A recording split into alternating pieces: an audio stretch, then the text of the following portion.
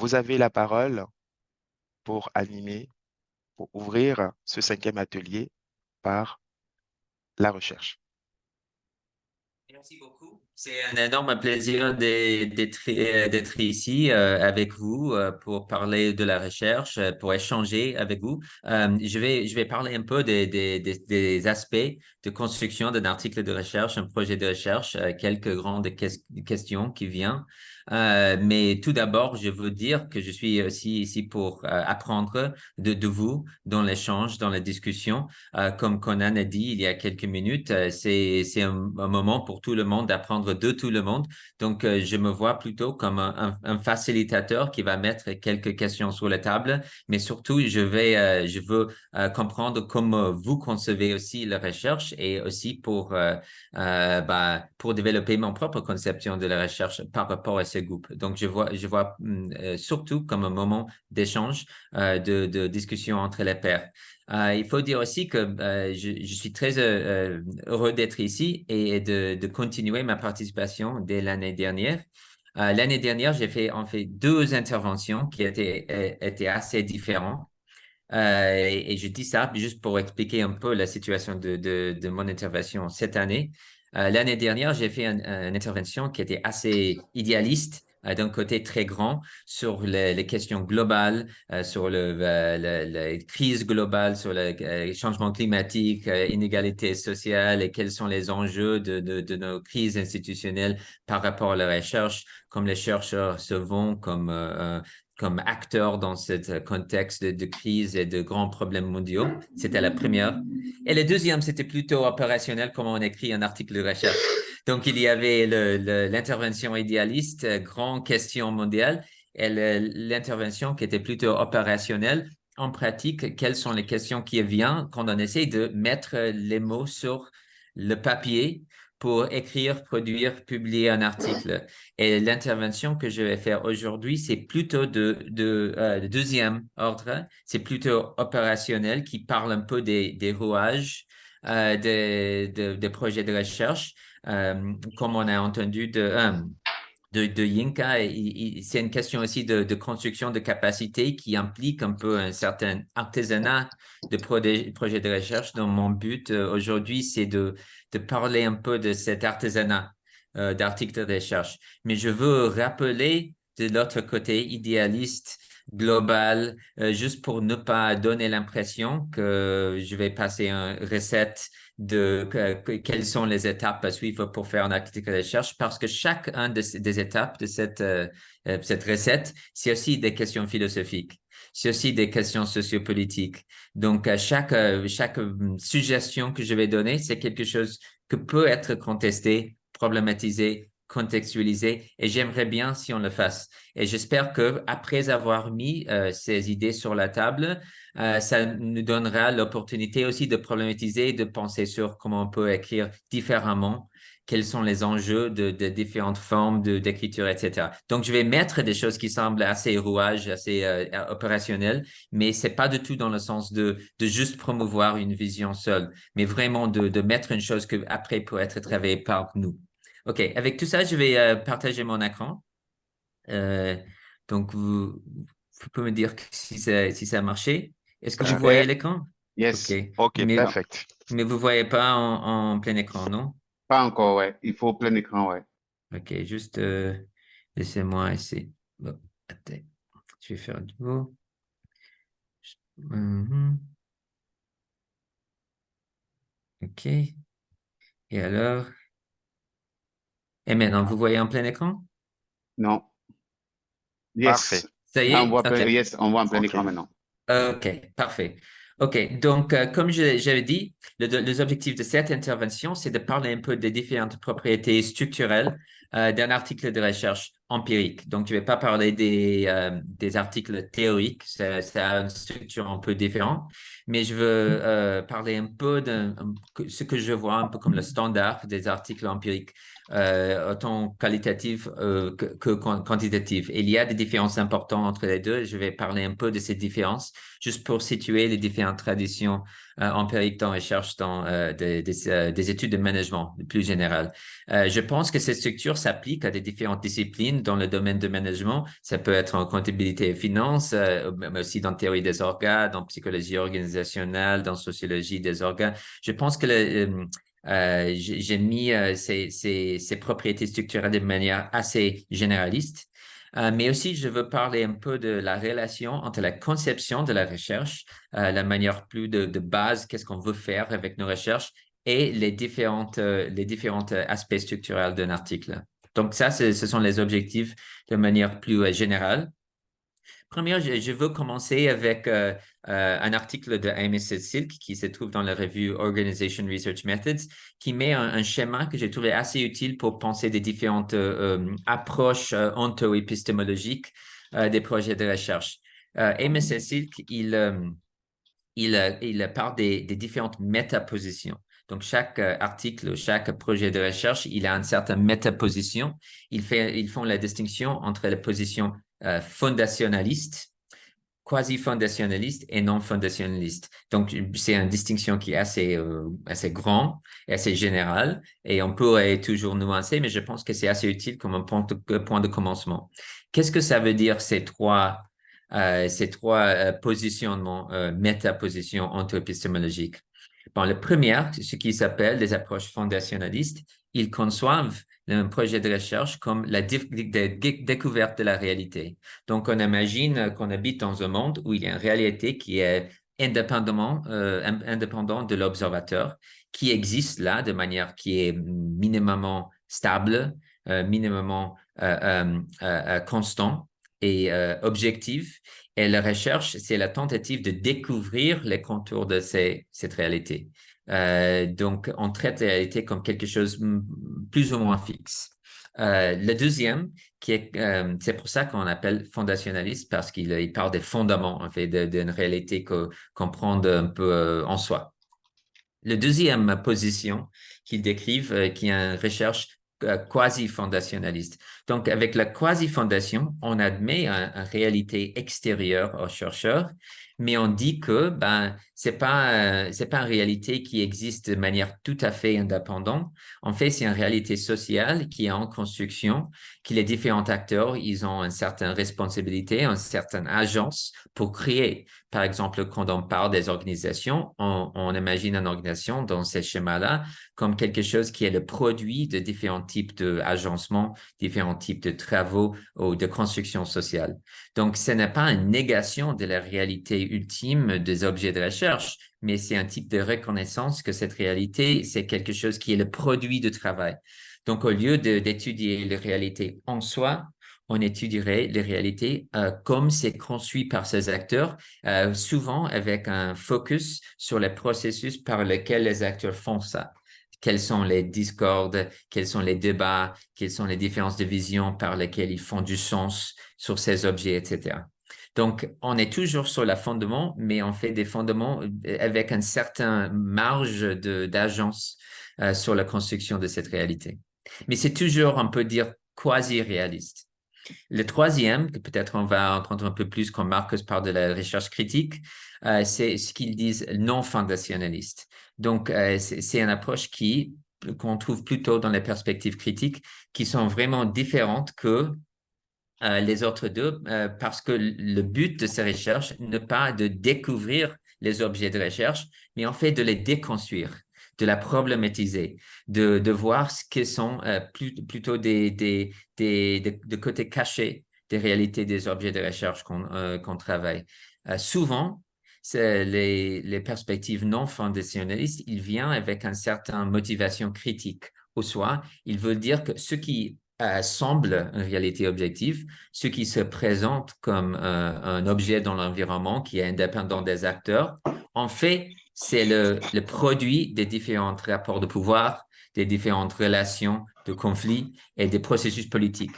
Donc, comme projet de recherche, notre but, c'est de défaire, de problématiser, de déconstruire ces objets pour voir les aspects de pouvoir ou les aspects politiques qui sont cachés dans cet objet. OK? Donc, c'est une manière très, très grande d'imaginer la recherche. Je peux donner un exemple très vite, juste pour voir un peu comment, en pratique, ces trois métapositions peuvent se décliner de manière différente. Juste avant tout, peut-être je pense qu'il y a un des sons qui vient. Oui, OK, merci. Non, non, Merci. Oui. c'est bon, vas-y, c'est bon. Oui, je vais donner un exemple parce que ces trois métapositions, ils sont assez abstraits et je pense que ça peut aider si je donne un cas concret. Je pense à un projet que je mène les dernières 7 ou 8 ans sur la question de mindfulness, de pleine conscience et de méditation au travail. Il y a des programmes plutôt dans les ressources humaines où les entreprises ils font des interventions de méditation ou de yoga, de relaxation, du bien-être au travail. Et il y a une grande littérature qui est développée autour de ces projets. La grande partie de cette littérature, on pourrait appeler de fondationnaliste. Au soit, il lance des questions de recherche comme quels sont les effets de la méditation sur le bien-être au travail? Quels sont les effets de méditation sur le niveau de stress ou sur les conflits interpersonnels ou sur la performance des travailleurs dans l'entreprise? Donc, ce sont des questions de corrélation et des questions des effets qui sont présumés être réels. Et l'objectif des chercheurs, c'est de dévoiler ces relations qui existent vraiment dans la réalité. OK? Par contre, il y a une littérature qui est quasi fondationniste, c'est plutôt comme ce que je fais, qui regarde ces interventions comme un type d'intervention politique dans l'organisation, qui essaie de encadrer ou de réinterpréter des phénomènes organisationnels pour changer les mentalités des gens au travail. Donc, ce n'est pas des effets réels. On demande des questions comme comment est-ce que les gens au travail comprennent la méditation? Qu'est-ce qu'ils pensent qu'ils sont en train de faire quand ils font ces interventions? Quels sont leurs buts et comment les buts, par exemple, du département de RH peut être différent que les objectifs, par exemple, des managers ou des travailleurs. Comment ils engagent dans des luttes discursives pour définir la méditation de manière différente. OK, donc avec une approche plutôt quasi-fondationaliste, on essaie de voir pas juste la réalité objective, mais comment est-ce que cette réalité émerge comme une action sociale, on peut dire, avec des voies différentes, avec des sources différentes. Mais finalement, il y a aussi une littérature sur la méditation qui est critique, qui est non fondationaliste ou post-fondationaliste, qui essaie en fait de réinterpréter les interventions de méditation comme des formes idéologiques de changer ou de contrôler les travailleurs. Donc, il y a une littérature critique sur le plein conscience, le mindfulness et la méditation qui disent, dans un contexte de haut stress, de néolibéralisme au travail, on utilise ce type d'intervention pour en fait confondre les gens et penser et attribuer toute la responsabilité de leur souffrance à eux-mêmes et leur mentalité psychique. Donc, on fait des programmes de méditation pour essayer de soigner des gens qui ont des mauvaises attitudes. Donc, c'est clairement, et selon cette perspective-là, c'est clairement une manière de voiler les rapports de pouvoir. Donc, le but d'un projet de recherche non fondationnaliste ou critique sur la méditation, c'est de dévoiler les fonctions idéologiques de programmes de méditation comme une source de pouvoir managérial. OK? Donc, pour le but de notre discussion aujourd'hui, je ne veux pas donner une préférence à l'une ou l'autre approche, mais je veux dire que ce sont tous les trois possibilités pour faire une étude. Ils ont des buts qui sont très différents et ils ont des structures aussi d'argumentation qui vont être différentes. Mais il faut d'abord, quand on entre dans un projet de recherche, d'être clair sur le type d'objectif et la métaposition qu'on va prendre par rapport à notre objet de recherche. OK, ça c'est le premier étage, je dirais, de considération structurelle. Quelle est la métaposition qu'on donne? Après, penser sur la partie ontoépistémologique de métaposition, on doit partir sur les questions méthodologiques, plutôt opérationnelles. Quelle est la nature de données qu'on va collecter? Et la manière plus générale de parler sur ça, c'est de se demander si ça doit être une étude qualitative versus quantitative. OK? Qualitatif, ça veut dire qu'on collecte des données en forme de de mots, des images, de tout ce qui n'est pas chiffré, tout ce qui n'est pas nombre, expérience, observation, archives écrits, etc., rapport annuel. Par contre, ce qui est quantitatif, comme le mot suggère, c'est tout ce qui est codé en termes de chiffres, de nombres. Donc, on pourrait prendre un entretien et coder en termes de nombres. On pourrait convertir un rapport annuel en chiffres, si on veut. Mais il faut décider, est-ce que ça va nous aider de construire notre base de données ou est-ce que ça va empêcher de voir les nuances de quelque chose qu'on veut vraiment voir? Et c'est un peu par rapport à la question méta-position de non-fondationnaliste, fondationnaliste, quasi-fondationnaliste. Il y a une tendance pour les méthodes quantitatives d'être plutôt fondationnalistes, de la manière qu'ils réifient un phénomène dans un chiffre, de manière qu'ils concrétisent un phénomène par des chiffres. Ça ne veut pas dire nécessairement que toutes les études quantitatives sont fondamentalistes, mais il y a une certaine corrélation que je dirais, une certaine normalité de voir les chiffres comme des choses réelles. OK. Donc, les approches méthodologiques par rapport à méthodes quantitatives et qualitatives vont être assez différentes. Chacun a ses propres avantages. Avec la quantitative, on pourrait faire des grandes analyses avec des bases de données qui sont assez vastes, assez pratiques en termes d'analyse. Il y a des ressources statistiques qu'on peut utiliser, mais aussi des inconvénients qu'on peut perdre les nuances, qu'on peut trouver des entre-lignes des mots, par exemple. Mais les recherches qualitatives aussi, ils ont des avantages en termes de nuances, mais des inconvénients, particulièrement en termes de difficulté de justifier mathématiquement nos résultats. Donc, il y a tout un travail rhétorique qui accompagne des recherches qualitatives pour convaincre l'audience de la robustesse et de la validité de ces recherches. Et finalement, pour beaucoup de chercheurs, surtout des jeunes chercheurs, ils ont tendance de vouloir peut-être combiner dans un mix method, sur des méthodes mix, sur des quantitatives et des qualitatives, et des enjeux qui viennent quand on essaie de le mélanger. Il faut dire juste par expérience que mélanger les études quantitatives et qualitatives dans le même projet de recherche, c'est quelque chose de difficile, c'est quelque chose qui est assez risqué, mais il y a des moments où c'est bien faire. Mais la plupart des chercheurs, ils finissent par aller un peu l'un côté ou l'autre côté. Ce qui résulte des fois de ces outils méthodologiques, prendre presque le statut d'une certaine identité.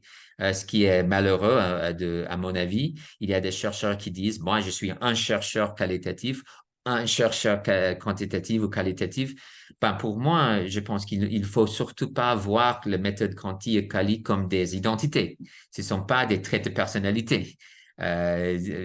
Plutôt, ce sont des outils, comme on dit, une fourchette ou une cuillère.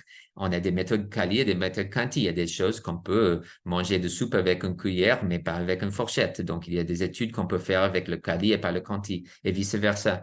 Mais il y a une tendance de voir ça plutôt comme une caractérisation du chercheur. Et je trouvais que ça peut créer une vision plutôt myope de la recherche. Donc, à l'idéal, tout chercheur aurait accès à des possibilités quantitatives et qualitatives et aller choisir selon le projet de recherche et la position méta-onto-épistémologique, quelle est l'approche qu'il va utiliser dans ce cas-là. Je pense que c'est un point qui est encore plus important dans la comptabilité et la finance, parce que ce sont des domaines qui ont une forte présence quantitative, mais aussi une forte et croissante présence qualitative. Donc, je pense que chaque chercheur en comptabilité et finance doit avoir au moins une maîtrise basique au minimum des deux traditions, des deux outils. OK. Donc, mais ceci dit, quand on choisit un outil, il y aura des questionnements qui surgissent presque automatiquement ou des questions qui vont surgir pour chaque branche méthodologique. Quand on fait des méthodes quanti, on a accès à certains designs de recherche comme les enquêtes, les enquêtes écrites, des questionnaires, les expériments contrôlés ou les bases de données, surtout pour des économistes, par exemple, des bases qui sont collectées par des États ou des autres organisations.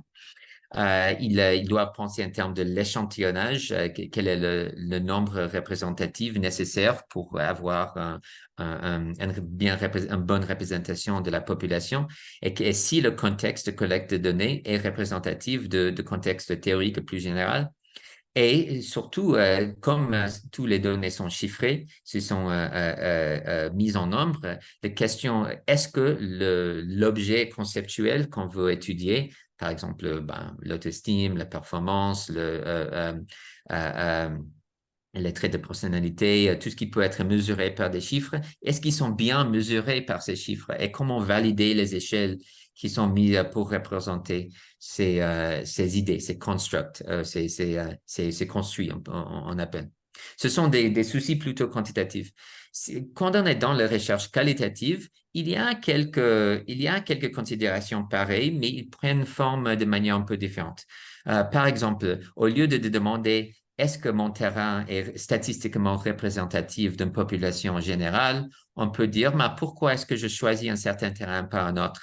Normalement, il y a des justifications qui sont plutôt théoriques, plutôt analytiques, au lieu d'être juste une représentativité statistique. Ou soit un certain terrain peut avoir un appel parce qu'il montre, il peut être paradigmatique d'un certain phénomène. Peut-être on peut voir plus facilement un certain phénomène dans un terrain, donc on veut étudier celui-là. La question de quel type de données on va collecter dans ce terrain devient assez complexe dans des méthodes qualitatives. Par exemple, on pourrait aller sur le terrain de mode plutôt ethnographique pour faire des observations. On peut faire des entretiens, mais il y a des entretiens formels, des entretiens informels. On peut faire des observations, on peut collecter des images, on peut prendre des photos, on peut collecter des traces de données sur l'Internet, des réseaux sociaux.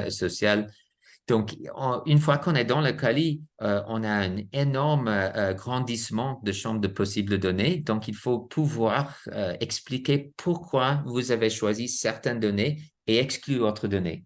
C'est quelque chose qui est plus complexe dans le Kali que le Quanti parce que le Quanti, c'est normalement assez, vous êtes assez restreint déjà dans le type de mesure que vous allez utiliser. Mais dans le Kali, il y a une gamme beaucoup plus vaste de possibles données que vous pouvez utiliser.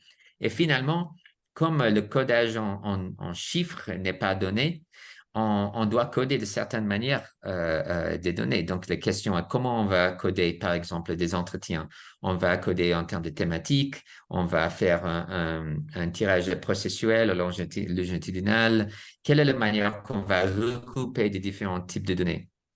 Juste pour résumer en général, tout ce qui est dans la méthode Kali, il y a une tendance de ne pas avoir un correct, incorrect. Il y a vraiment une tendance de devoir justifier de manière plus transparente les choix qu'on fait. Il y a une question de Conan? Absolument. Oui, Alors, oui. donc, Gazi, je souhaiterais te dire que, alors, on a déjà des interactions dans le chat. Est-ce que tu veux en prendre quelques-uns avant de poursuivre pour garder un peu Oui, bien sûr. d'interaction? Oui, je Oui, préfère super. faire fur et à mesure. Oui, tout à fait. Ça marche. Alors, bon, donc, je vais prendre pour l'instant Sami Brahim. Vous avez une question dans le chat. Alors, Sami Brahim a une question qui dit, bonjour, est-ce qu'on peut mixer les deux? Donc, s'il peut ouvrir son micro pour préciser sa question. Donc, les deux, quels deux? C'est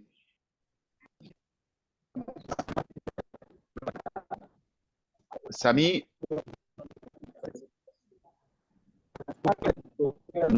on vous entend pas. Bon, on a du mal avec votre son. Non, on a du mal avec votre son. Donc, on va passer sur la deuxième question. On a la question de Komu Yann Kwame. C'est non fondationaliste, mais c'est vraiment difficile de publier en français lorsqu'on fait de la recherche non fondationaliste. Donc, Gazi, ton idée là-dessus? Sur la publication. Oui, Ah c'est-à-dire, oui. donc, il dit que c'est difficile de publier des recherches non fondationalistes dans des revues françaises. C'est ce qu'il dit. Oui. Oui, Quel c'est est... possible, c'est possible. Ah ben, moi, il faut dire tout d'abord que mon expérience est plutôt dans des revues anglophones, mais je dirais que c'est difficile là aussi. Donc, je pense pas qu'il y a une langue dans laquelle c'est plus facile de publier avec Et je pense qu'il y a une certaine raison pour ça aussi, parce qu'il y a un certain stéréotype de la science qu'on est là pour créer des concepts, pour créer de la connaissance. Et beaucoup des approches non fondationnistes, ils voient en fait leur objectif comme défaire les préjugés, défaire les objets qui ont été déjà construits. Mais je pense que c'est un travail collectif, mais au moins, vous avez deux rédacteurs en chef, moi et Marcos, qui sont ici aujourd'hui, qui sont assez sympathiques des travaux qui sont non fondationnalistes. Et je pense que c'est quelque chose qui fonctionne vraiment par des mini-communautés qui s'y développent. Donc, c'est possible que les différentes approches, ils ont des différents niveaux de pouvoir institutionnel, on peut dire. Ben, je ne vais pas du tout nier ça. Mais je dirais que le plus important, je dirais, c'est d'être bien construit dans son propre objectif de recherche. Et après ça, je pense qu'il y a on peut dire, il y a beaucoup de choses qui sont rejetées parce que ils ont adopté un certain paradigme, mais qui ils n'ont pas été consistants dans ce paradigme. Donc, en tout cas, ben, je vous souhaite courage avec vos travaux non fondationalistes parce que je le soutiens pleinement. Parfait. Merci beaucoup, Gazi. Alors, je me permets de rajouter peut-être une deuxième question et puis je te laisserai continuer. Et Mhm, puis, on fera comme ça au fur et à mesure. Ça marche? mhm, Donc, mhm. j'ai une deuxième question ici de la part de Hakim qui dit, dans une méthode mixte, peut-on aborder la méthode quantitative premièrement et finir par la méthode qualitative? Y a-t-il une approche qui doit être abordée avant l'autre? Oui, c'est une excellente question. C'est une Mhm, question qui est surgie souvent dans cette discussion. mhm, Ben, traditionnellement, et je pense plutôt des articles comme Edmondson et McManus dans Academy of Management Review, et il y a toute une suite d'articles qui suggèrent que normalement les études qualitatives viennent d'abord. Et pourquoi il y a une certaine logique qui justifie ça? Et la logique, c'est que normalement, on utilise les méthodes qualitatives de mode plutôt exploratoire pour trouver de nouvelles choses qu'on ne sait pas encore quelle est l'idée de l'objet de recherche. Donc, on utilise la méthode qualitative plutôt inductive pour trouver des objets et après, on trouve les objets, on les teste, on les valide avec les méthodes quantitatives. Donc, c'est une possibilité. On utilise l'ouverture de Kali pour trouver des choses et on utilise la précision de Conti pour les tester. C'est une possibilité. Moi, je vois qu'il y a aussi l'inverse est possible, surtout avec des approches plutôt non fondationnalistes. On peut établir un effet avec la méthode Conti, plutôt expérimentale, par exemple, pour voir qu'il y a un effet de base. Et après, on peut utiliser la méthode Kali pour demander pourquoi. Pourquoi est-ce que cet effet se passe? Donc, par exemple, si je fais une expérience quantitative qui montre que ben, le travail en groupe, ça cause de stress, tu peux dire, OK, donc le travail en groupe, ça cause de stress, c'est un effet, mais je ne sais pas pourquoi. Donc, tu peux mener une étude qualitative plutôt inductive pour trouver des raisons pour lesquelles cet effet quantitatif se passe. mhm, Donc, il y a plusieurs logiques. C'est pas nécessaire que l'un vient avant ou après. mhm. Normalement, on voit le qualitatif quand on attend avant, mais il y a surtout une raison de justification ou de trouver des raisons que ça peut venir après. Alors, mais du coup, ça me permet de rebondir sur ce que tu disais initialement. Mhm. J'ai comme l'impression que dans la réponse que tu donnes, il y a l'idée que il faille toujours avoir à l'esprit sa métaposition en fait, parce que j'ai comme Mhm. l'impression que il y a quand même en fait l'articulation de Kali-Kanti pourrait être déterminée par la métaposition. Est-ce que Oui, c'est à peu près ce que oui. on peut résumer comme ça ta Oui, je réponse? pense et je dirais qu'il y a une corrélation plus ou moins grande entre les métapositions et les méthodes spécifiques. Oui, oui, Mm. mais ça montre aussi un certain danger. Oui. Si on mélange le quanti et le quali, on peut aussi, sans le savoir, mélanger des métapositions qui sont inconsistantes. Et on se trouve Mm. à dire une chose dans la première partie de l'étude et dire l'opposé dans l'autre partie de l'étude. Établir un objet et puis détruire l'objet dans la deuxième partie. Donc, il faut aussi chercher une certaine consistance ou s'il y a un manque de consistance, au moins expliquer pourquoi vous prenez une certaine position à différents moments dans l'étude. Mm. Parfait, parfait. Je crois que c'est vraiment une discussion très très très profonde. C'est que donc au final, c'est donc la métaposition dans le cadre d'une approche mixte peut créer des situations, enfin des des situations conflictuelles, hein, C'est intellectuellement. C'est ça que possible. tu dis, en fait. Oui, c'est possible. C'est possible. Mm. Oui. Et bien, si je pense, il y a des perspectives critiques en quanti. Je pense particulièrement à un auteur français qui est Alain Desrosières, qui dit ce n'est pas nécessairement un problème. Il dit des fois, il y a des statisticiens, il y a un chapeau de politique à un moment, il y a un chapeau de scientifique à l'autre moment. Donc, on peut changer de chapeau. Donc, c'est pas nécessaire comme scientiste d'être toujours consistant, mais il faut savoir ce qu'il est en train de faire à un moment donné. Super. Oui. Merci beaucoup. Oui. Alors, je vais couper ce son. Désolé. OK. Donc, maintenant, je vais juste... est-ce que... OK. Donc, maintenant, je vais un peu, moment par moment, dans l'article même, pour parler des différentes composants d'un article de recherche un peu standard. De nouveau, c'est un peu comme recette, mais je ne veux pas suggérer que tout article suit la même structure. On peut écrire différemment. Mais juste pour donner une idée de base qu'on peut débattre après, un article qui ont ces 6 parties à peu près standards. La première, c'est l'introduction, où on résume le problème de recherche. Le deuxième, c'est un revue de la littérature où vous développez l'argument théorique qui est à la base de recherche. Troisième, c'est une génération ou d'une hypothèse, plutôt dans une étude quali, ou une question de recherche, plutôt dans une étude quali, et relationner ces questions de recherche ou hypothèses avec la revue de la littérature. Après, il y a une description de la méthodologie qui est plutôt, normalement, c'est assez standardisé, surtout dans des méthodes quanti. Et après la présentation des résultats empiriques. Et finalement, une discussion. Et la discussion, il contient les contributions théoriques de la recherche, les limites de l'approche et les orientations pour un agenda futur de recherche.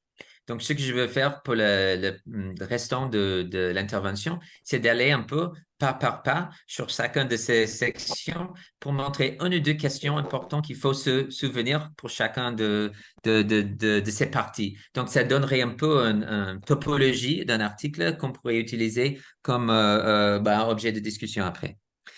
Donc, première, pour l'introduction, il y a un peu une déclaration en développement de problèmes de recherche. Donc, je pense que c'est ça le moment, dans la première 1 ou 2 paragraphes, où vous formulez ce qu'on peut dire l'accroche de l'histoire, le hook, où on dit pourquoi est-ce que c'est une thématique importante et quelle est notre approche et pourquoi on adapte une certaine approche. C'est là, dans la première page de l'article, où le problème de recherche vraiment émerge. Et là, on dit souvent qu'il y a une question so what, et alors, qui émerge dans cette première partie, qu'on dit pourquoi est-ce que c'est une étude importante? Pourquoi est-ce que quelqu'un devrait dédier le temps pour lire sur ces problèmes? Ça se lie à quoi et quelles sont les ramifications plus vastes? OK? Dans cette formulation, normalement, vous allez montrer qui est le public principal en termes de littérature. C'est qui doit lire cet article? Ça entre dans quel dialogue? Si on imagine chaque article comme quelqu'un dans une table de discussion, c'est quoi la table? Quels sont les autres membres de cette table? Et vous engagez en discussion avec qui? OK? Donc, c'est là où vous allez préciser la nature de l'article et quelle va être la contribution. Et à la fin, normalement, on prévisualise le reste de l'article. Donc, ça va suivre le dernier paragraphe de l'introduction, souvent dit, OK, le restant de cet article va faire les étapes suivantes. Donc, si on imagine chaque bullet dans ce slide comme un paragraphe, on peut imaginer une introduction de 6 paragraphes. C'est quoi l'objet? C'est quoi le problème? Pourquoi est-ce que c'est important? Qui est le public? Quelle est la nature de contribution? Et comment l'article va suivre? Donc, si vous voulez, je ne veux pas être trop normatif, mais si vous pouvez aller paragraphe par paragraphe en répondant de chacune de ces questions, et ça vous donnera une introduction de à peu près 6 paragraphes. Et je dirais que 6 paragraphes, c'est une bonne taille pour une introduction normalement dans un article de recherche à peu près standard. OK? Mais je dirais aussi que l'introduction, pour moi, c'est souvent la partie la plus importante de l'article parce que ça va résumer tout le reste de ce que vous allez en train de faire et pourquoi. Donc, c'est un peu ce qui va vraiment accrocher le lecteur et va donner suite parce que si ça ne marche pas, le lecteur ne va pas continuer avec le reste de l'article. OK. Donc, l'introduction. Est-ce qu'il peut-être juste arrêter là, est-ce qu'il y a des questions, des commentaires sur cette partie introduction? Oui, absolument. Alors, je regarde. Non, pour l'instant. Alors, peut-être je vais en avoir une. C'est Mhm. que, ouais, je note ce que tu dis, c'est-à-dire organiser l'introduction par paragraphe. Est-ce que là aussi, des revues ont leur pratique, euh, voilà, en Oui. fonction de la taille qu'elles cherchent du papier en général? Oui, Quel oui, est il y a ton... des variabilités, c'est sûr, Mhm, c'est sûr. mhm, Mais je dirais que c'est pas trop. De mon mhm, expérience, la grande partie des revues académiques, ils ont à peu près une structure qui ressemble à ça. mhm, Quelques-uns, je pense par exemple l'Organization Science, ils ont des introductions qui sont très, très courtes. Des mhm, autres, ils veulent un peu plus de développement. Mais je dirais en tant que d'éditeur, la grande erreur qu'ils font la plupart des auteurs, c'est de faire une introduction qui est trop grande.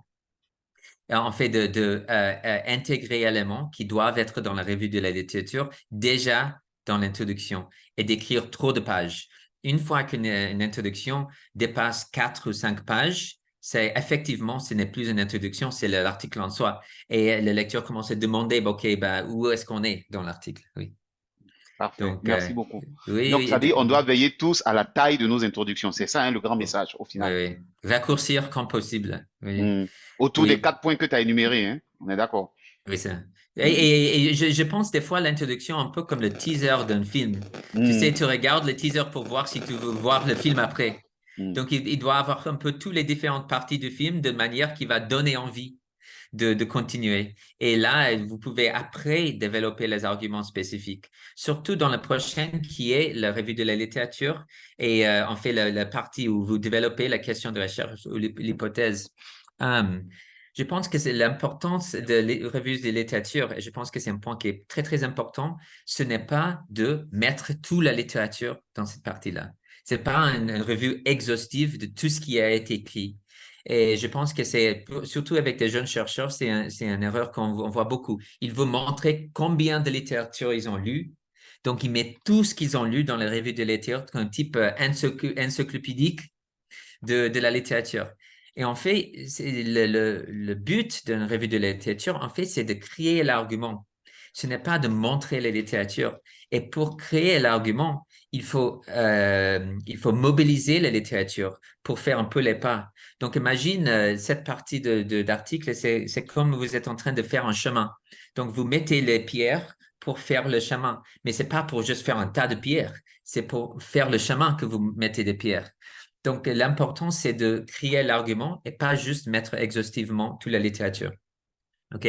Donc, il faut dire que selon l'approche, si c'est une étude plutôt inductive ou déductive et aussi, on peut dire quantitative ou qualitative, il y a des différences dans la structure de revue de littérature. Et je dirais plutôt dans des approches inductives, la revue de littérature va être forcément courte parce que vous allez trouver la plupart de vos résultats à la fin de l'étude. Donc, si vous avez trop d'emblée, ça, en fait, ça cannibalise un peu ce que vous pouvez trouver après. Donc, en fait, mettre trop dans la première partie de l'article, c'est un peu dangereux dans une étude inductive avec une question de recherche parce que ben, si vous savez déjà, vous ne pouvez pas le découvrir. Donc, chaque chose que vous savez dans la première partie, vous ne pouvez pas découvrir dans la deuxième partie. Par contre, dans une étude avec des hypothèses, des études quantitatives, il faut justifier une hypothèse. Et comme vous justifiez une hypothèse, il faut avoir assez de littérature pour vraiment justifier ce que vous pensez déjà. Donc, dans ces études quanti, on va trouver une revue de littérature qui est beaucoup plus développée, beaucoup plus complétée. Donc, il y a des différences en termes de design de recherche, en termes de cette partie-là. OK. Finalement, juste un dernier point sur les revues de littérature.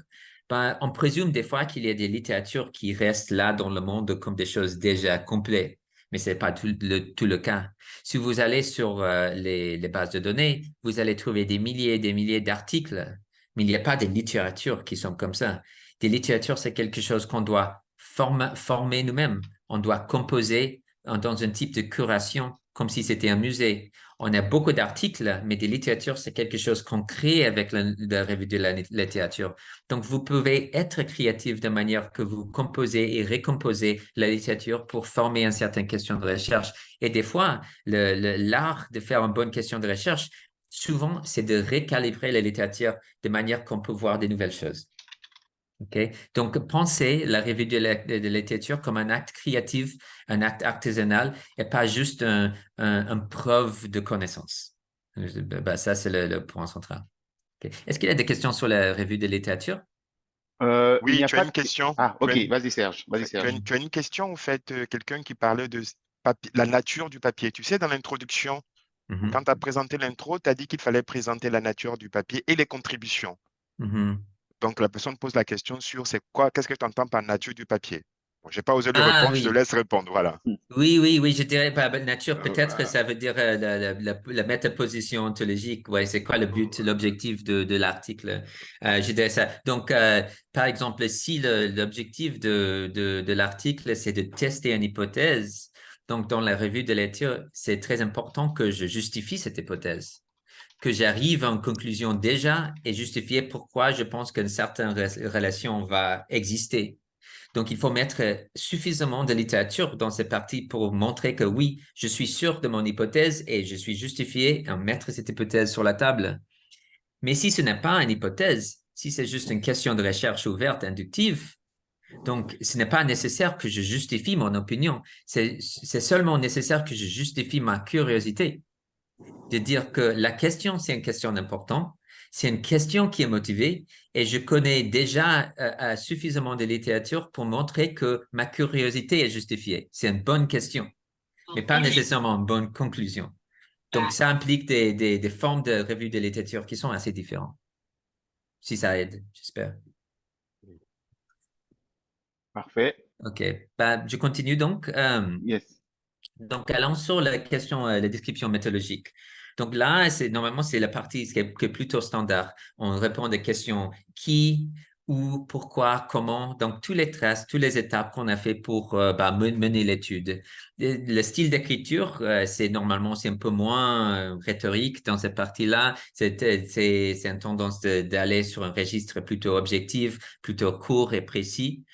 Donc, c'est pas une section qu'on veut perdre beaucoup de mots en allant sur la partie théorique, philosophique. Normalement, on met ce que notre position, c'est qu'ils sont nos choix. Si c'est une étude qualitative, normalement, pardon, si c'est une étude quantitative, normalement, on donne des informations qui sont assez standards. Quel est l'échantillon? Qui sont les participants? Quelles sont les procédures d'analyse de données statistiques? Normalement, on met les statistiques descriptives de l'échantillon, par exemple les moyens, les corrélations, les tables de corrélation. Donc, on met tous ces aspects descriptifs et aussi la construction des mesures quantitatives. Et après, on reporte l'analyse statistique qu'on a fait. Donc, il y a une formule qui est assez standard. Avec le qualitatif, comme c'est un peu moins standardisé, on a un peu plus de tâches rhétoriques de justifier pourquoi on a construit sur taille un certain dessin de recherche. Donc, présenter le contexte, pourquoi est-ce qu'on a choisi un certain contexte, justifier ce contexte. Donc, normalement, en pratique, je sais beaucoup de monde, ils ont un contexte de recherche parce qu'ils ont accès. Ils connaissent quelqu'un qui travaille dans une certaine organisation, ils ont eu accès. Mais c'est pas vraiment une justification de choisir. Je pense qu'il faut regarder dans le contexte et se demander, OK, qu'est-ce qu'il y a vraiment de spécial dans ce contexte? Est-ce qu'il est, par exemple, typique des phénomènes que je veux chercher? Est-ce que c'est un contexte typique ou est-ce que c'est un contexte extrême qui montre de manière beaucoup plus claire le phénomène que je veux voir? Donc, il y a des formes de justification de contexte qui sont assez nécessaires. Et après, justifier les types et la manière que vous avez collecté des données. Surtout avec des méthodes qualitatives plutôt ethnographiques, il y a aussi une partie relationnelle qu'il faudrait vraiment trancher un peu. Comment est-ce que vous avez gagné la confiance de vos participants? Comment est-ce que vous avez eu accès? Comment est-ce que vous avez leur fait sentir confortable pour vous parler de manière ouverte leurs opinions sur l'organisation? Ce sont des choses qui sont un peu moins importantes dans des études quanti parce que ce sont des questionnaires plutôt standardisés. Mais avec le Cali, c'est vraiment une question de créer un rapport avec vos participants. Et s'ils pensent que vous êtes là, par exemple, comme agent de management, par exemple, peut-être ils vous disent pas la vérité. Donc, c'est important de vraiment de créer un certain sens qu'ils peuvent confier en vous. Ils ont parlé de manière franche avec vous et de décrire un peu dans la méthode comme vous avez pu créer ce sens de confiance, d'ouverture scientifique. OK? Donc, dans la description méthodologique, c'est plutôt une question de justifier pourquoi vous avez fait des bons choix en termes de design. Et la deuxième partie, donc, dans la méthode, c'est la stratégie analytique. Donc, une fois que vous avez les données, qu'est-ce que vous avez fait avec? Donc, dans le quanti, normalement, et c'est une question assez, de nouveau, standard de justifier pour certains types de données, un certain type d'hypothèses, il faut faire, ou aussi certaines, on dit, certains caractéristiques de l'échantillon. Par exemple, si c'est un échantillon très petit, il faut faire ces différents types d'analyse. Si un échantillon qui est à l'extrême de distribution, il faut faire un autre type d'analyse, etc. Mais de justifier en termes de distribution des données. Pour la méthode Kali, il y a plutôt une question de justifier pourquoi vous avez codé de manière des données de certaine manière, comment vous avez choisi les codages. S'il y a plusieurs auteurs, par exemple, est-ce que vous avez discuté les codages? Est-ce que vous avez changé d'idée? Et quelle est la relation entre l'analyse de données que vous êtes en train de faire et les questions de recherche que vous venez de lancer dans la dernière section? Un avantage, il faut dire, et quelque chose que des gens, des fois, évitent en erreur, à mon avis, c'est le pouvoir, dans une étude qualitative, de changer d'avis, d'avoir l'erreur. Je pense que c'est OK dans une étude quali de penser quelque chose, de regarder dans les données et de changer d'avis et de dire dans l'étude. Je trouvais, après avoir regardé ces données, que mon idée initiale n'était pas correcte. Donc, j'ai changé d'avis.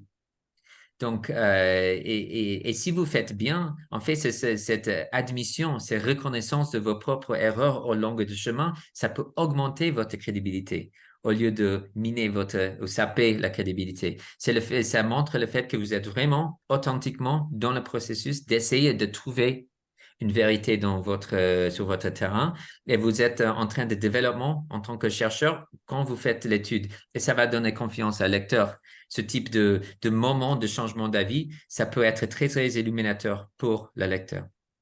Okay. Gazi, Oui, tu as une oui, question de Mouna Khalif. Vous voulez bien poser votre question? Mouna, ou vous voulez que je la Oui, lise? Oui, allez-y, Mouna, allez-y. oui, bonjour. Bonjour. Donc là, pour ma question, c'est concernant surtout si on est dans la méthode de recherche mixte, parce qu'on vient combiner le qualitatif et le quantitatif, la question de recherche et les hypothèses, à quel niveau doit-on les annoncer? Est-ce en introduction ou bien à la fin de la revue de littérature? Ah, je vois. À la fin de l'introduction, revue de la littérature. Oui, c'est une bonne question. Et je pense il y a une question de jugement là. J'ai pas une réponse très claire sur ça. J'ai vu déjà dans les deux cas, en fait, dans les deux cas, des gens qui lancent des hypothèses ou les questions de recherche dans l'introduction. Je pense que c'est possible, surtout quand c'est une question de recherche. Les hypothèses, normalement, ça vient après. Ou des gens qui le lancent à la fin. Et j'ai aussi vu des cas où il y a des gens qui le répétaient, juste pour maintenir l'attention sur la question de recherche. Euh, je dirais une hypothèse, c'est moins probable que ça vienne dans l'introduction, exactement parce que pour pouvoir lancer l'hypothèse, il faut avoir assez d'argumentation d'emblée. Il faut avoir déjà un argument qui est assez fort pour pouvoir donner cette hypothèse. Pour une question de recherche, c'est un peu plus facile. Mais aussi, j'ai vu un cas où, dans l'introduction, des personnes mettent une question de recherche qui est assez générale, assez conceptuelle, et après, à la fin de la revue de la lecture, il met la question de recherche plus précise, plus opérationnelle. Donc, c'est la même question de recherche, mais le deuxième, c'est plutôt pointu, qui est une réflexion plus concrète de première question de recherche. C'est une possibilité aussi. Mais dans ce cas-là, c'est très, très important que le lecteur perçoive que, en fait, c'est la même question de recherche, juste que l'un qui était plutôt général, l'autre plutôt pointu. Mais je D'accord, dirais, dans ce point-là, c'est vraiment une question de jugement. Oui, merci. oui, oui. Oui. Et je Merci, pense, Gazi. oui, mais non, c'est une très bonne question que je suis en train de penser de mes articles passés et des moments où vraiment j'ai changé le positionnement des questions de recherche. Aujourd'hui, je mets presque toujours à la fin de revue de la littérature. Euh, mais mais c'est vrai qu'il y a des moments où j'ai senti que c'était trop tard. Je laissais la lecture trop un peu dans le brouillard si je ne mettais pas au commencement. Et des fois, c'est important de le mettre, oui. Mais à voir, oui, à réfléchir sur ça. Ok, merci Merci, beaucoup. merci Merci, Monia. merci à vous. Merci. Oui. OK. Sika, je pense que Sika a aussi un commentaire. Oui. Sika, allez-y. Oui, bonjour, cher professeur, et merci beaucoup pour ce que vous faites pour nous. Euh, Ma question, elle est liée à la dernière intervention du professeur par rapport à la possibilité de remise en cause euh, dans la recherche qualitative de la méthode du chercheur. En fait, ce que je veux savoir, je n'ai pas très bien saisi, est-ce que c'est le chercheur peut dire, je remets en cause ma méthode ou je remets en cause mes résultats, en fait. Je veux savoir si c'est la méthode. On peut oser dire, ah, je me suis rendu compte que j'ai pas adopté, j'ai pas respecté ou j'ai pas adopté les bonnes méthodes. Ou bien je vais dire, non, je me suis rendu compte que je n'ai pas obtenu les résultats escomptés. Je voulais avoir un éclaircissement. Oui, c'est une très intéressante question. Je dirais normalement, c'est plutôt les résultats que la méthode. Quand vous remettez en cause votre propre méthode dans les résultats, ça, c'est un changement extrême un peu et c'est difficile de récupérer de ça. Avoir une bonne méthode, mais changer les résultats au fur et à mesure, c'est assez normal et c'est assez entendu. Je ne sais pas si on pourrait jamais faire ça, mais je pense que c'est risqué de faire ça. C'est risqué. Je pense un exemple, par contre, où dans un article comme partie du processus de révision, j'ai changé ma position antépistémologique, mon métaposition.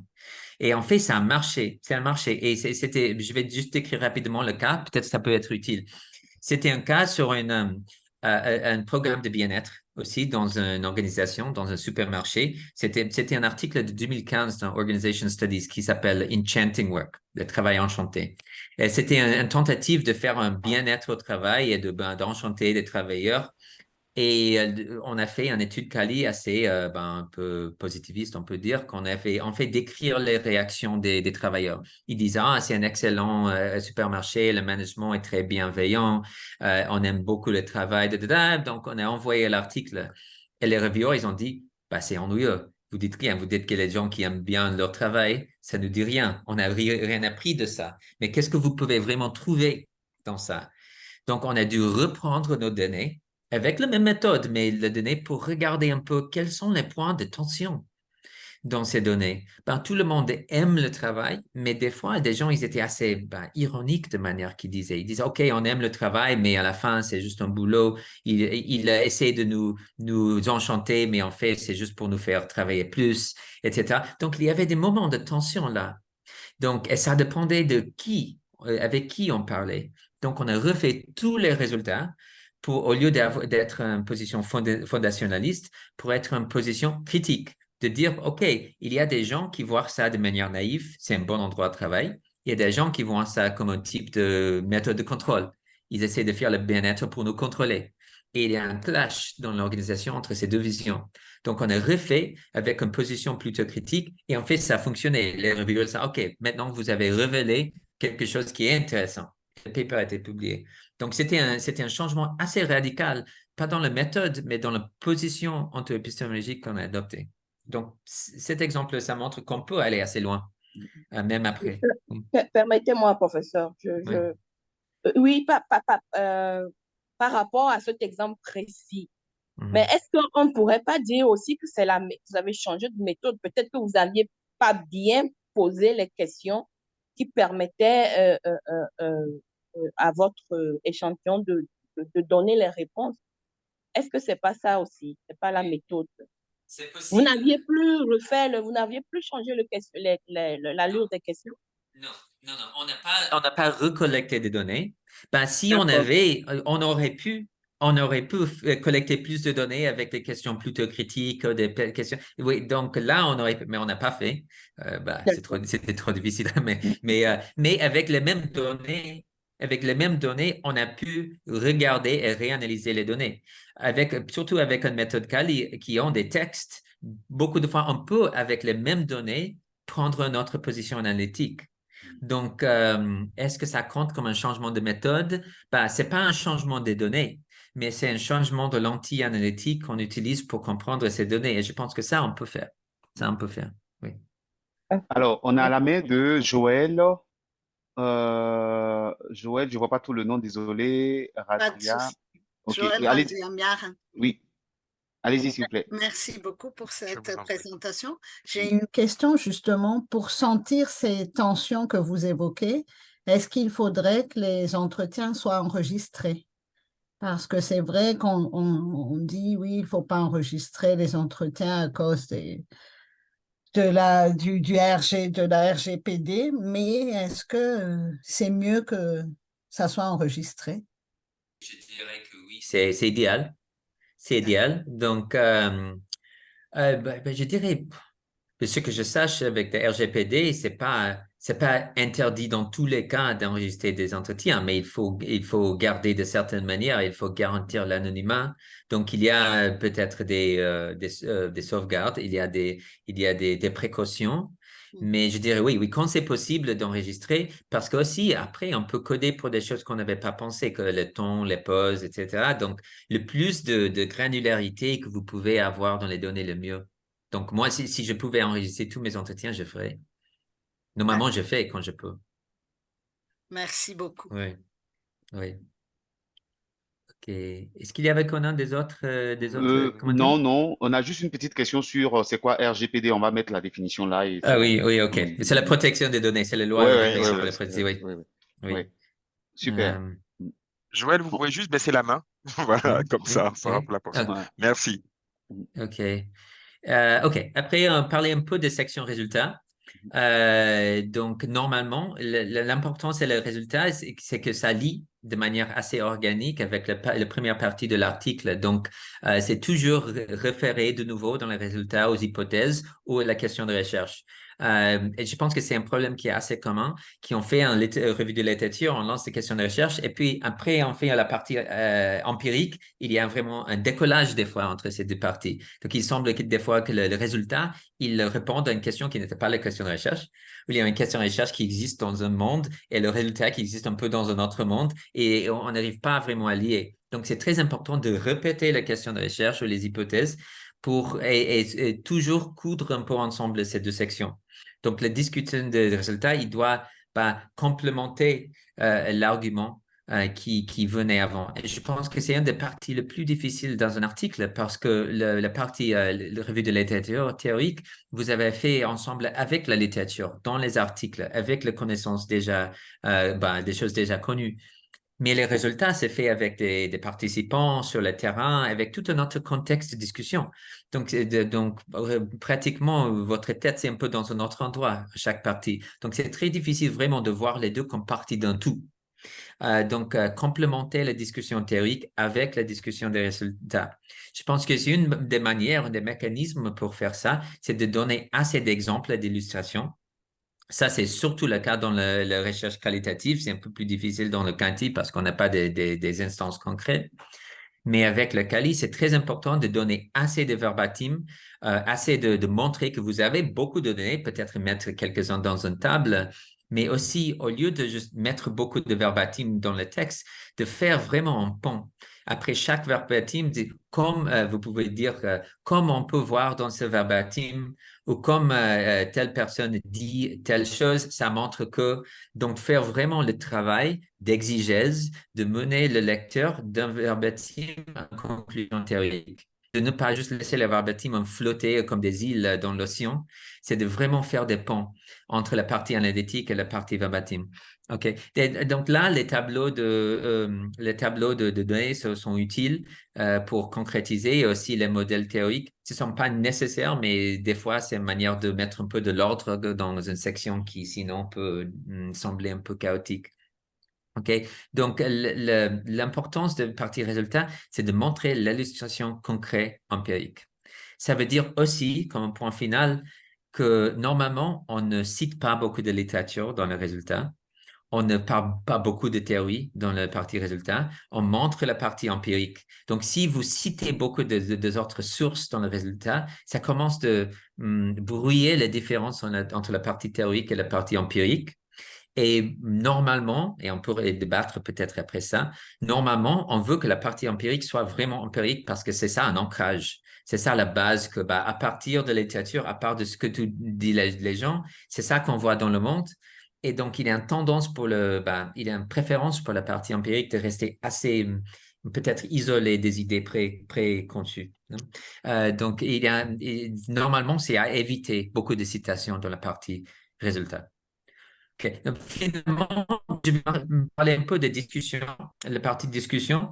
Et après, c'est toutes les étapes et on peut entrer pleinement dans la discussion pour les dernières 25 minutes à peu près.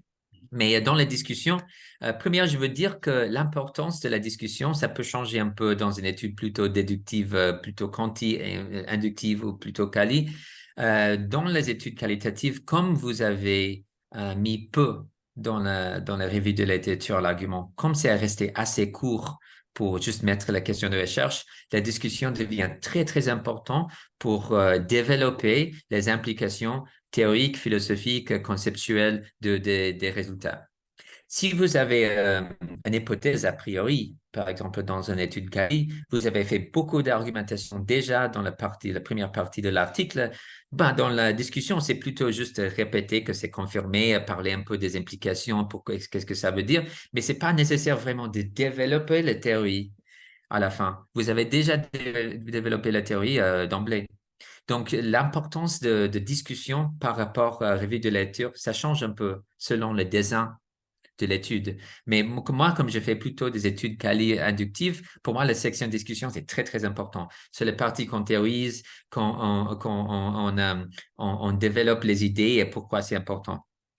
Après aussi, dans les discussions, on peut parler des éventuelles surprises, des choses qui n'étaient pas connues dans la littérature et surtout les contributions théoriques. Normalement, les revues, ils cherchent quelque chose qui est nouveau, qui n'est pas encore connu dans la littérature. Ça peut être complémentaire ou soit incrémental, ça ajoute quelque chose qui n'était pas encore vu. Ça peut être une inversion, ça peut être, on pensait X, mais en fait, on voit qu'il y Y, que ce n'est pas. Donc, on peut changer une conclusion théorique qui était dans la littérature. On peut récalibrer ou reformuler une conclusion théorique. Il faut avoir quelque chose d'ajouté dans les discussions théoriques. Donc, normalement, on met d'abord les contributions théoriques et quelle littérature vous êtes en train de contribuer et dans quelle forme. Donc, selon les revues, des fois, il veut aussi des apports appliqués, des contributions appliquées. Ça change de revue en revue. Dans ma domaine, qui est les études organisationnelles, normalement, les contributions appliquées sont un peu moins mises en emphase, mais il y a des autres revues où c'est très, très important. Donc, ça change un peu de revue en revue. Mais normalement, on attendrait que nos études, ils ont quelque chose à apporter au monde de pratique, des praticiens, ou ce soit des managers, des travailleurs, des organisations ou la société en général, les impacts. Et de plus en plus montrer que l'étude, c'est pas juste un exercice théorique, mais qu'ils ont des impacts sur la société, c'est quelque chose d'assez important.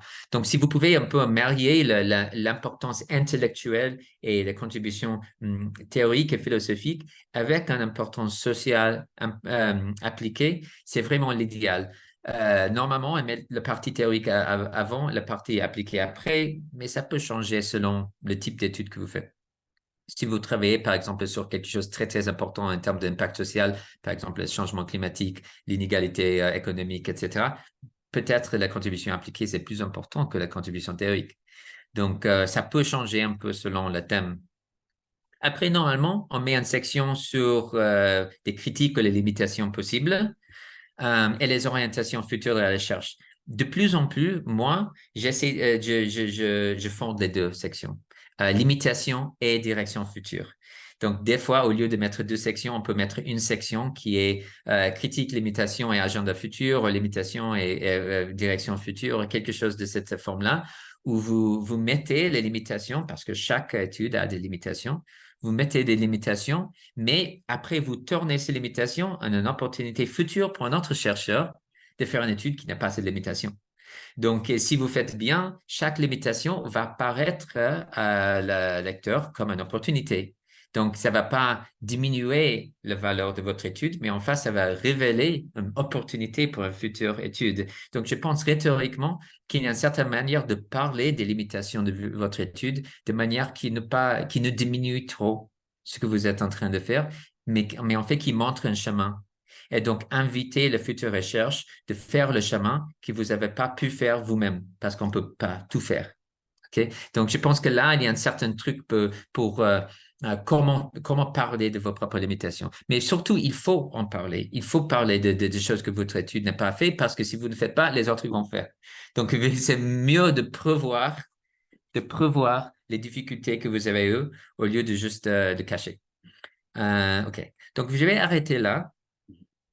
J'ai le sentiment, peut-être j'ai trop parlé parce que j'ai dit que je voulais plus de discussion, mais on est Non, mais éparpillé les discussions. on a le temps, on a le temps de Non, discuter mais aussi. Parfait. Je pense que le sujet est très, très intéressant, Gazi. Donc, Bon, donc parfait. Merci beaucoup, Gazi. Là, il y a beaucoup de choses là qui tournent dans le cerveau là pour engager de la discussion. Il y a une première question dans le chat. Je souhaiterais, si possible, que la personne lève la main. C'est Sami Ibrahim. Est-ce que vous avez réglé votre micro pour que vous puissiez poser votre question, s'il vous plaît? Ça serait bien pour l'interaction. Allez-y, vous pouvez, Samir, Brahim, vous pouvez poser votre question. Sinon, je la pose. Si vous n'avez pas, bon. Alors, il pose la question suivante. Combien de pages recommandées pour la publication d'un article scientifique?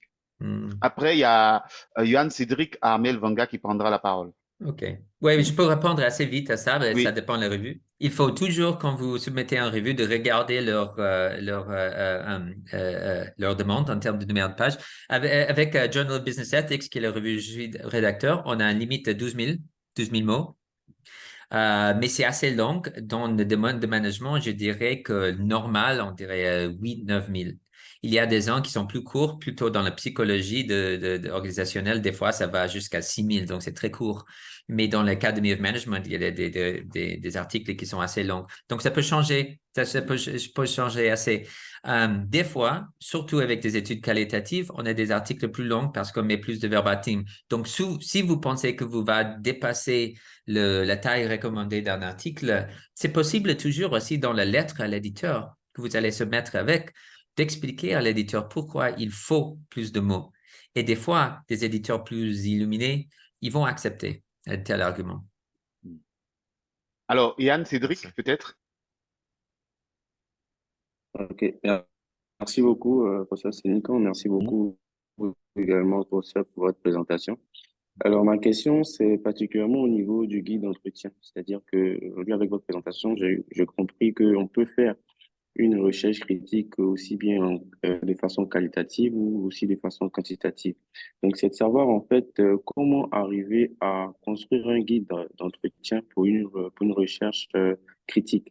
Quelles pourraient être, par exemple, des formes de questions à poser? Parce que je me dis que si la question elle est mal posée, on ne pourra pas avoir la réponse ou le verbatim qui pourrait justifier effectivement voilà, l'objet de la recherche. Voilà, merci. OK, ouais, c'est une question très intéressante.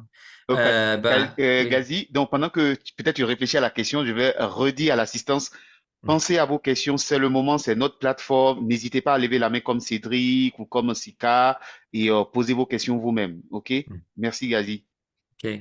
Oui, en termes de protocole d'entretien, première, avant, Yann Cédric, il a mentionné que oui, je pense que c'est possible de faire des études critiques en quanti aussi. Et je vais dire un mot sur ça juste à la fin. Mais pour les entretiens, je dirais, une des questions est quelle est la taille de précision que vous pouvez mettre dans les questions spécifiques. Moi, normalement, j'opte pour les questions plutôt ouvertes. Et je vois le protocole des entretiens un peu comme un premier moment d'ouvrir la conversation. Mais quand on voit au fur et à mesure de l'entretien qu'il y a des moments de tension, des moments de doute ou de conflit qui surgissent, qui ne sont pas dans le guide d'entretien, je change de direction. Donc, je pense qu'il ne faut pas avoir peur de suivre le chemin quand il apparaît. Donc, il faut être assez conscient au sein de l'entretien de percevoir ces moments et de le capter quand ça arrive. Surtout avec des études critiques, des fois, des gens, ils ne veulent pas trop dire. Et s'ils mettent dans la question, vous demandez une question, quelles sont les sources de pouvoir dans votre organisation ou quelles sont les formes d'exploitation que vous subissez dans l'organisation, des personnes vont dire. Mais je veux dire, quels sont les moments les plus faciles, les plus difficiles? Et là, laissez les gens commencer à parler. Là, quand vous voyez, il y a une source de conflit. Ah, vous avez dit qu'il y a un conflit. Vous pouvez parler un peu plus de ça. Donc, ils ont déjà dit, donc ils doivent élaborer. Donc, je pense que vraiment, c'est une question d'avoir une souplesse au sein de l'entretien pour poursuivre ces chemins. Et juste un dernier point sur le quantitatif, la critique quantitative. Normalement, comme on fait des protocoles qui sont assez standardisés dans le quanti, c'est pas évident qu'on peut faire des choses critiques. Mais il y a un groupe, on peut dire des stat activistes en France qui font les méthodes quantitatives critiques. Et normalement, ce qu'ils font, c'est la question de qui crée les enquêtes quantitatives, qui crée les échelles, qui valide les mesures. Donc, c'est une question de trouver des bons échantillons, par exemple, de faire des contre-statistiques ou des contre-enquêtes qui viennent des autres sources. Par exemple, on a des chercheurs à Grenoble qui travaillent sur les alternatives des méthodes de bien-être économique qui ne sont pas le PIB, par exemple, qui construisent des échelles qui sont faites dans les petites communautés, par exemple, pour donner des ordres. Donc, il y a des manières de faire avec le quanti aussi, mais ce n'est pas vraiment le thème ici, mais juste pour ne pas dire que le quanti, c'est jamais critique. Parfait, parfait. Est-ce qu'il y a d'autres questions dans l'assistance? Vraiment, on attend de la part de l'assistance, n'hésitez pas, il n'y a pas de mauvaises ou bonnes questions. C'est une façon d'interagir avec tout le monde. S'il n'y a pas de questions pour l'instant, peut-être je vais revenir sur la question de Sika. Je sais que Gazit a déjà donné quelques éléments de réponse, mais je voudrais revenir donc sur finalement l'idée de la réflexivité du chercheur dans le process. Dans ta réponse, j'ai compris que cette réflexivité était finalement en accord avec les réviseurs. Bon, maintenant, est-ce que c'est quelque chose qu'on peut écrire directement sans même qu'on soit déjà à la phase révision? Voilà, je poserai la question plutôt comme ça. Oui, je me rends compte que, merci Conan, je me rends compte que je n'ai pas beaucoup parlé de chercheurs en soi, type votre position, qui vous êtes dans la recherche. Et peut-être si je refaire les slides, je ferai ça, peut-être ajouter ça dans la méthode, qui vous êtes et comment vous êtes, vous êtes trouvé là. Et c'est une chose très importante. Et ne pas nous rester trop de temps, parce que ça peut devenir aussi un peu narcissique de parler que de soi. C'est pas une recherche sur vous, c'est une recherche sur le champ, sur le terrain, mais en même temps de voir comment vous êtes situé de telle manière que vous arrivez à voir certaines choses, ne pas voir autre chose. Je pense que c'est assez important. Mais avec le reviewer, on a dit directement dans l'article qu'un review, on a mis un footnote, un acknowledgement, que le reviewer qui a montré ça. Donc, on pourrait aussi entrer en dialogue avec les reviewers. Ce sont pas juste des juges de notre travail, ce sont aussi des pairs.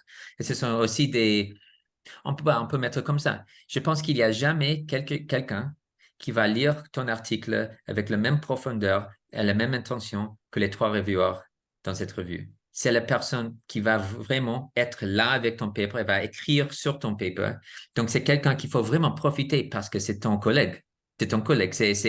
Et de voir une certaine intimité avec les reviewers, d'engager un dialogue avec eux. Et normalement, c'est pas toujours le cas parce qu'il y a des reviewers un peu monstres aussi.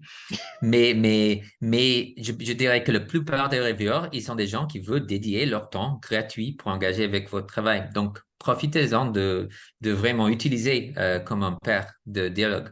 Est-ce que je peux ajouter quelque chose, Gazi? Désolé. Ouais.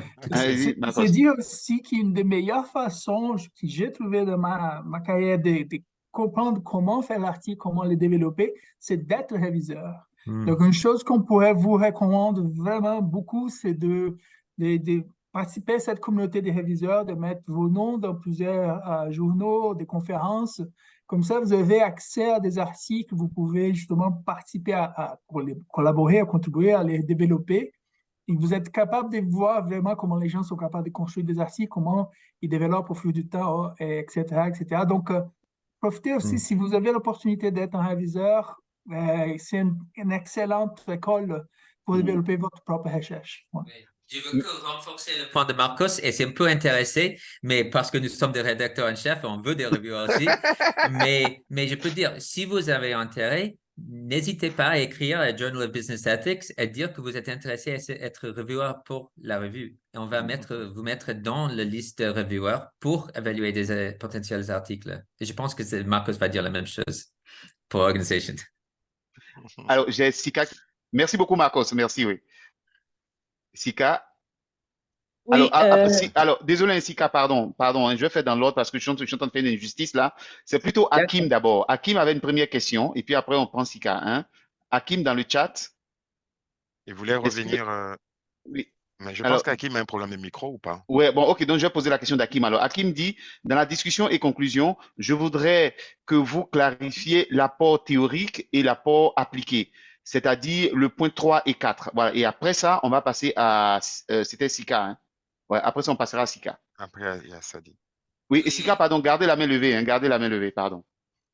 OK, oui, donc oui, je vais répondre assez vite. Pour l'apport théorique, c'est vraiment la contribution que vous faites à la littérature de base que vous citez dans la revue de la littérature. Donc, comme vous avez choisi une certaine discussion, on peut dire la littérature, je sais pas, de bien-être organisationnel.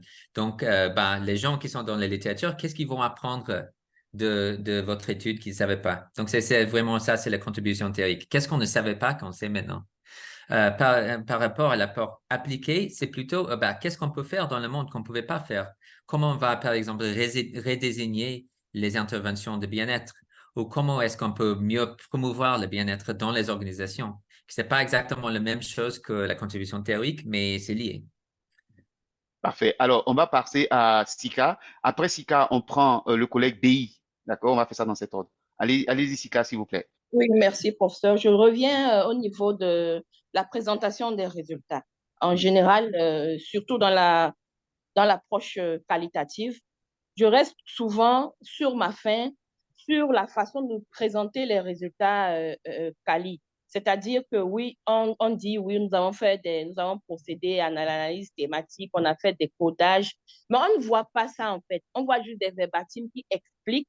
Je veux savoir si c'est une façon de présenter. Je suis une débutante en recherche, mais comparativement aux présentations des résultats en quanti, en approche quanti, on voit les tableaux, on voit les interprétations, on voit comment est-ce que ça a été fait, on voit les schémas, les diagrammes et tout.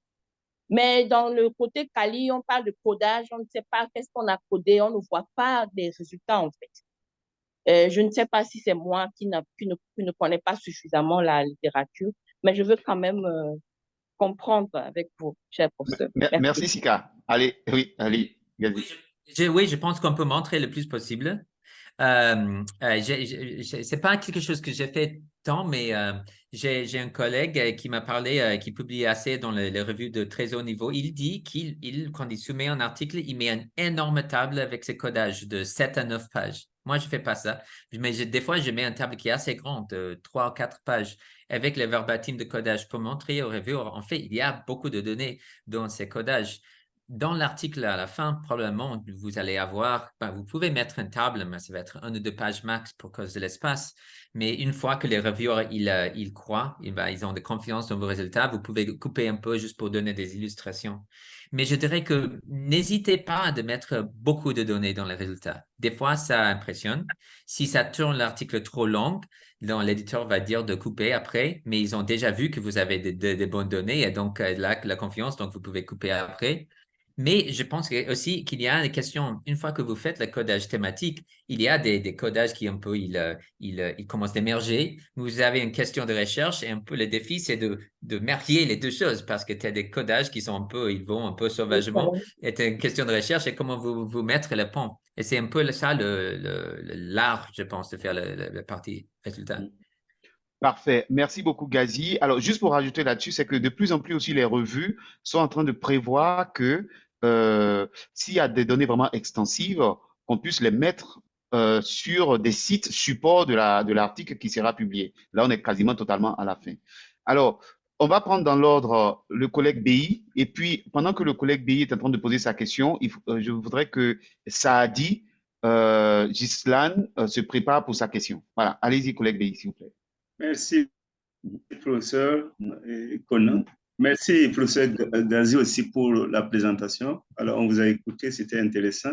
Mais je voulais en fait renforcer ma perspective aussi à travers donc, la compréhension en fait de la tradition donc, des phénomènes systémiques en données, en fait, de tableaux, bien, est-ce qu'il y a des possibilités donc, de construire en fait cette perspective pour les phénomènes systémiques, en fait. Donc, on peut avoir à vouloir observer un phénomène qui contient des sous-groupes donc, et qui font émerger en fait quelque chose dans l'entreprise ou bien dans l'environnement de l'entreprise. Alors, est-ce qu'il y a une culture de données, de tableaux à produire ou bien alors on fait de la verbatine comme on l'a dit pour expliquer en fait le phénomène? Si j'ai bien compris, est-ce qu'il y a des manières de représenter visuellement des phénomènes systémiques dans les études quali des organisations? Oui, mais je dirais oui. En fait, des tableaux comme ça, normalement, ce sont des manières de rapprocher des méthodes quali à des visions un peu plus systématiques. Jusqu'à un moment qu'on a des méthodes quali, mais ils sont assez positivistes et comment ça ressemble à des méthodes quanti en termes de, c'est juste qu'ils utilisent les mots et pas des nombres, mais à part de ça, tout le reste de la structure est assez pareil. Et après, il y a des méthodes quali qui sont un peu moins, on peut dire, systémiques, qui essaient de peut-être de trouver des nuances entre pas des choses systémiques. Et ils ont des apparences un peu différentes. Mais je dirais que l'usage des tables et des figures, normalement, ça renforce l'aspect plutôt systémique. Mais l'exigence verbale, par exemple, les nuances argumentatives avec des mots, normalement, c'est un autre but. Mais je ne sais pas si j'ai bien compris, mais j'espère que ça peut... Oui, je ne sais pas s'il y a une table spécifique que vous vous référez ou si c'est juste l'usage des tables en général. Alors, peut-être pour compléter la discussion, il y a des papiers qui avaient été écrits à l'époque par Anne Langlais sur comment on terrorise avec des données qualitatives. Donc, elle donne différentes stratégies de présentation des données, d'articulation des données. Ça peut être peut-être quelque chose qui peut alimenter la conversation là. Oui, aussi, juste Je vais pour peut-être citer... mettre déjà une référence dans...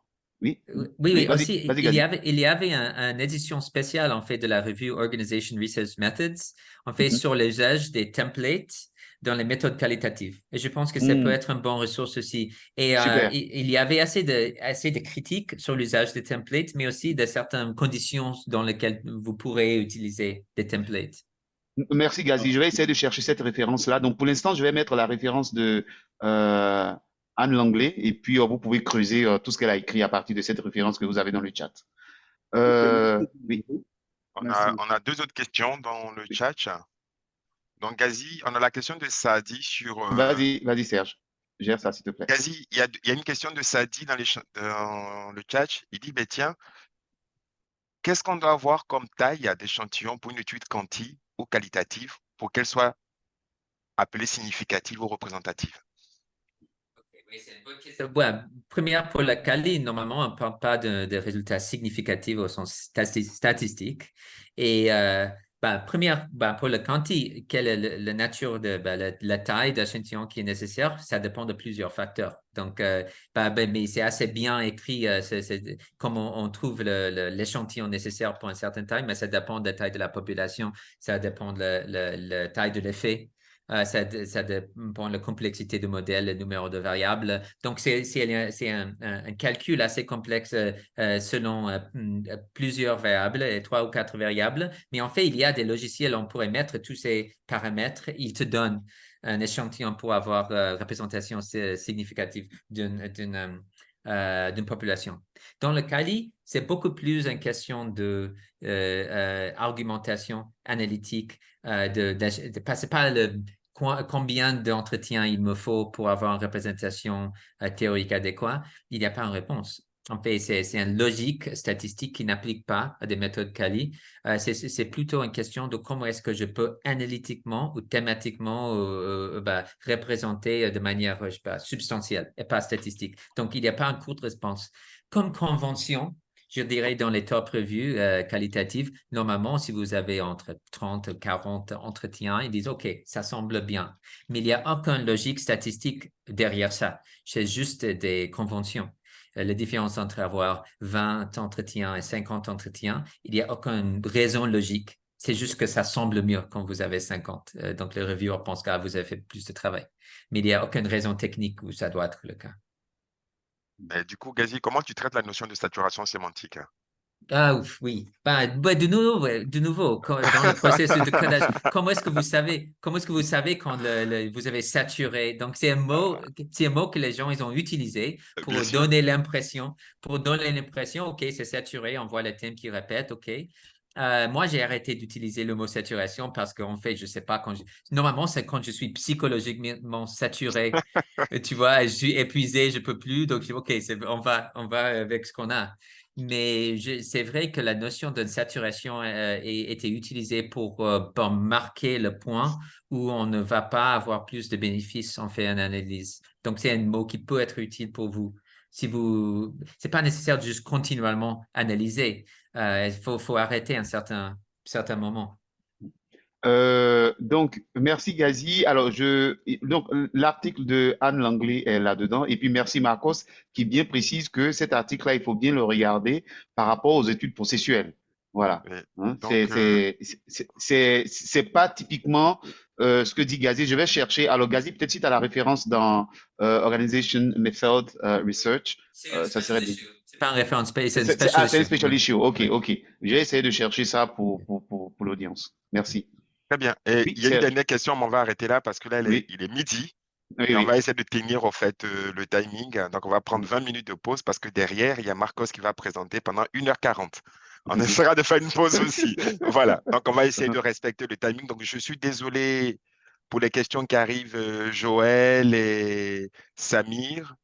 Peut-être que Marcos va répondre à ces questions-là Oui, à la peut-être, ouais, suite. oui, oui, voilà. Voilà. Donc, je tenais d'abord pour clôturer la présentation d'Isam Ghazi à remercier chaleureusement Ghazi pour sa présentation, à représenter tous ceux qui sont présents aujourd'hui aussi et à vos échanges, vos encouragements. C'est super, en fait, pour toute cette science, ces connaissances scientifiques aujourd'hui que tu partages avec cette communauté. Et on espère bien qu'on va pouvoir grandir tous ensemble, se nourrir mutuellement de cette richesse scientifique. Merci beaucoup,